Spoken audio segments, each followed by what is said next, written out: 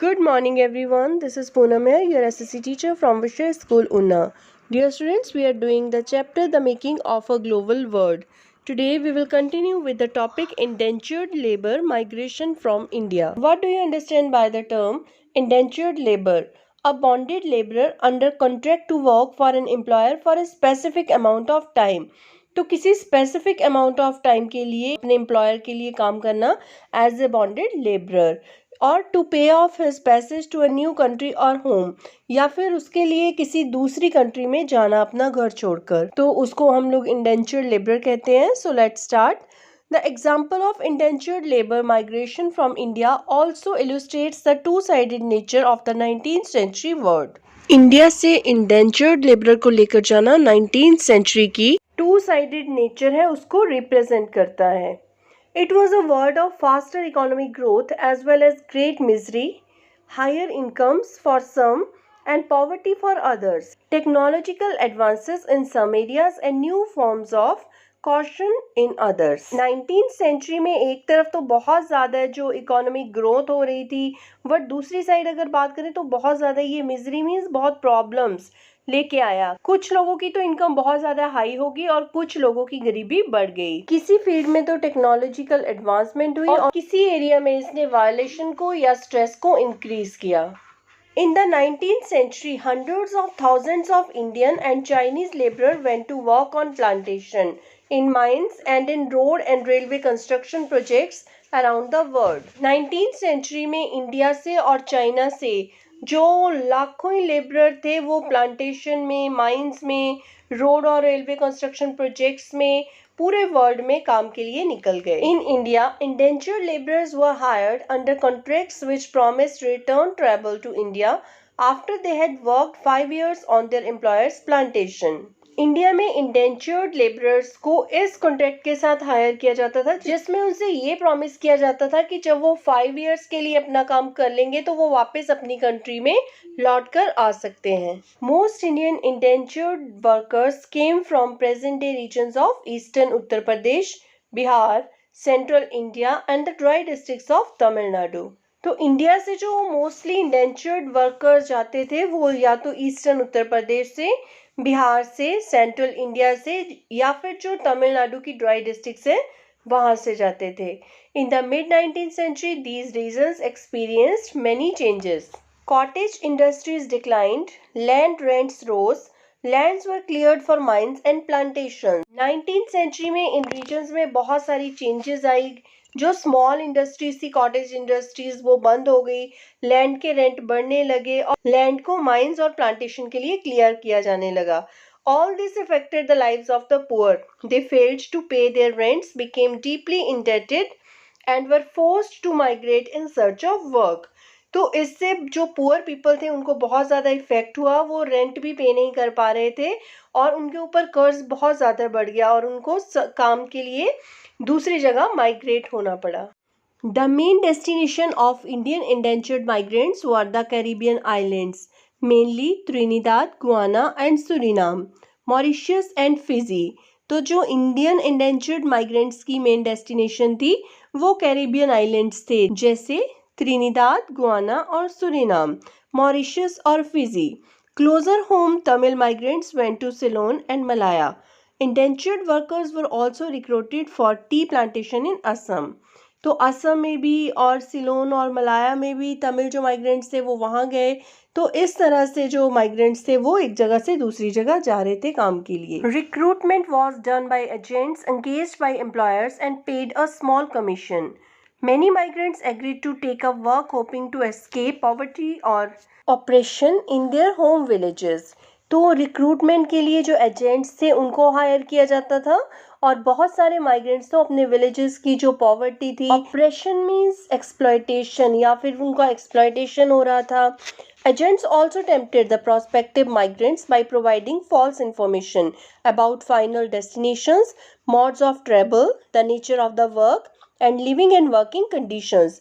तो इन सब के बारे में एजेंट्स उनको फॉल्स इन्फॉर्मेशन देते थे. Often migrants were not even told that they were to embark on a long sea voyage. Sometimes agents even forcibly abducted less willing migrants. तो वो उनको उनकी जो सी वॉइस थी उसके बारे में भी नहीं बताते थे, और कई बार तो वो फोर्सिबली उनको अबडक्ट कर लेते थे, किडनैप करके अपने साथ ले जाते थे। 19th century indentured has been described as a new system of slavery. On arrival at the plantations, laborers found conditions to be different from what they had imagined. Living and working conditions were harsh and there were few legal rights. तो इस process को new system of slavery का नाम दिया गया। जो plantation में labour के पहुंचने पर जो कंडीशंस होती थी वो बिल्कुल जो उन्होंने इमेजिन की होती थी उससे डिफरेंट होती थी। जो वर्किंग कंडीशंस थी वहाँ पे बहुत खराब थी और बहुत कम लीगल राइट्स जो थे वो उन लोगों को दिए जाते थे। But workers discovered their own ways of surviving. Many of them escaped into the Wilde's, though if caught they faced severe punishments.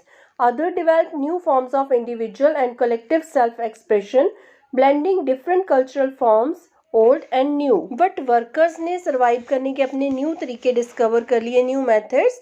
उनमें से कुछ लोग तो भाग के जंगलों में ही चले जाते थे और जब उनको पकड़ा जाता तो उनको बहुत ज़्यादा पनिश किया जाता था।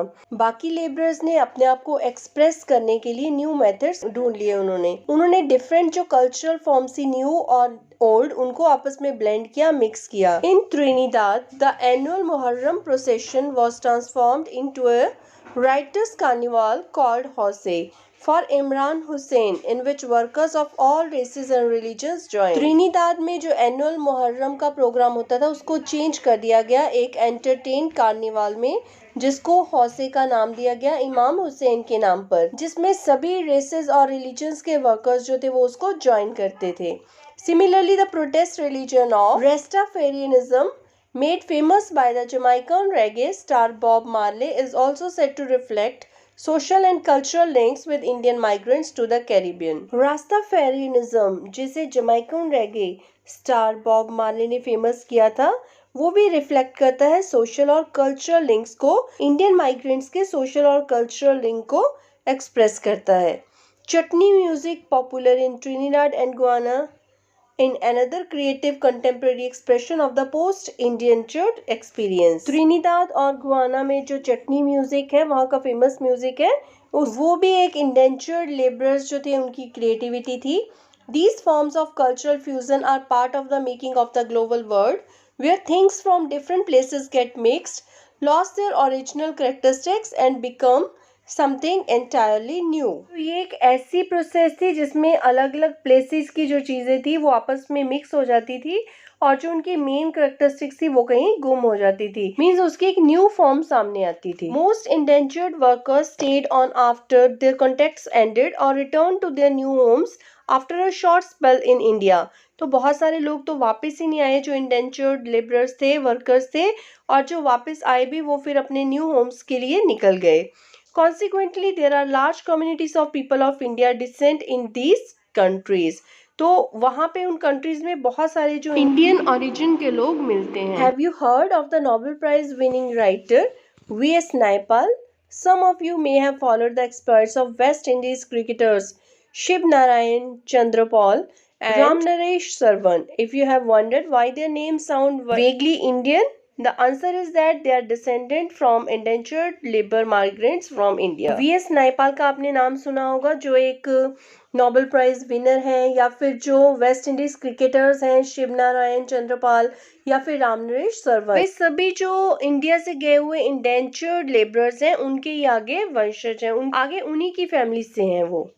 From the 1900s, India's nationalist leaders began opposing the system of indentured labor migration as abusive and cruel.